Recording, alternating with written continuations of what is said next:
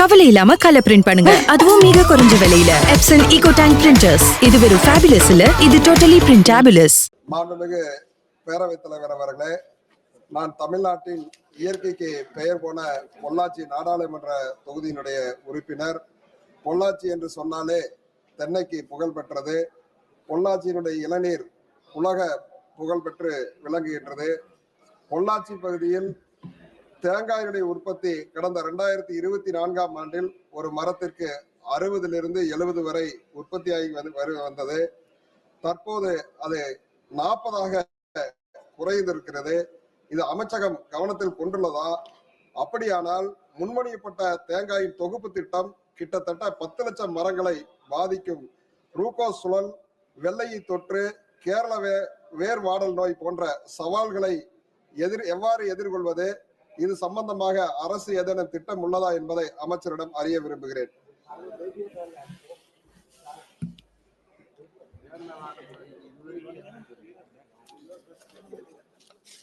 माननीय अध्यक्ष महोदय, हमारा देश नारियल के उत्पादन में दुनिया में पहले स्थान पर है। और माननीय अध्यक्ष महोदय, न केवल नारियल उत्पादन में हम प्रथम स्थान पर है, बल्कि 30,779 करोड़ रुपए का योगदान हमारी जीडीपी में नारियल अभी दे रहा है। और 4,349 करोड़ रुपए के नारियल का हमने एक्सपोर्ट भी किया, निर्यात भी किया है। दक्षिण के राज्य नारियल प्रमुख नारियल उत्पादक राज्य है। और जैसा माननीय सदस्य ने यहाँ बताया, तमिलनाडु के कोयम्बटूर जिले में स्थित पोलाची भारत के प्रमुख नारियल उत्पादक क्षेत्रों में से एक है। यहाँ 1.2 लाख हेक्टेयर से अधिक क्षेत्र में नारियल की खेती होती है।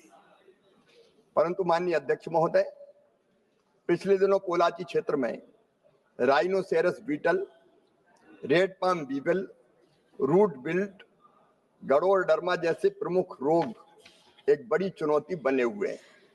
इन रोगों के अटैक के कारण नुकसान यहाँ काफी हुआ है, ये बात सच है।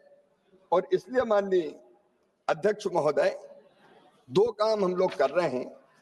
एक, इन रोगों से निपटने के गंभीर प्रयास।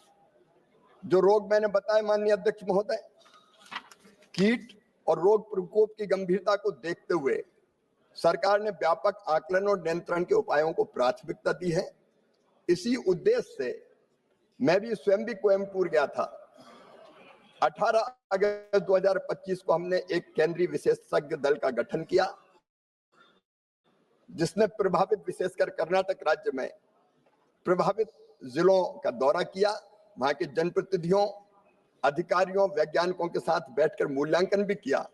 और उसके बाद सरकार ने तय किया कि अल्पकालिक रूप से पृथक क्षेत्रीय नियंत्रण कार्रवाई जैसे जैविक नियंत्रण पद्धतियों का उपयोग, परजीवी उत्पादन केंद्रों का विस्तार, वैज्ञानिक छिड़काव, इन तकनीकों को अपनाकर इन रोगों पर काबू पाया जाए। माननीय अध्यक्ष महोदय, दीर्घकालिक रूप से मृदा पोषण प्रबंधन, जल प्रबंधन, नियमित निगरानी दलों का गठन, एकीकृत कीट प्रबंधन को हम बढ़ावा देने का काम कर रहे हैं। ब्लैक हेडेड सुंडी और व्हाइट फ्लाई समूह के नियंत्रण हेतु परजीवी कीटों का विमोचन, प्राकृतिक शत्रुओं के संरक्षण, यांत्रिक सफाई, जैव कीटनाशकों के उपयोग और वैज्ञानिक समय निर्धारण पर आधारित छिड़काव को भी प्राथमिकता दी जा रही है। माननीय अध्यक्ष महोदय, जैसा माननीय सदस्य पूछ रहे थे, हमने इस पोलाची क्षेत्र में, क्योंकि अलग अलग किसान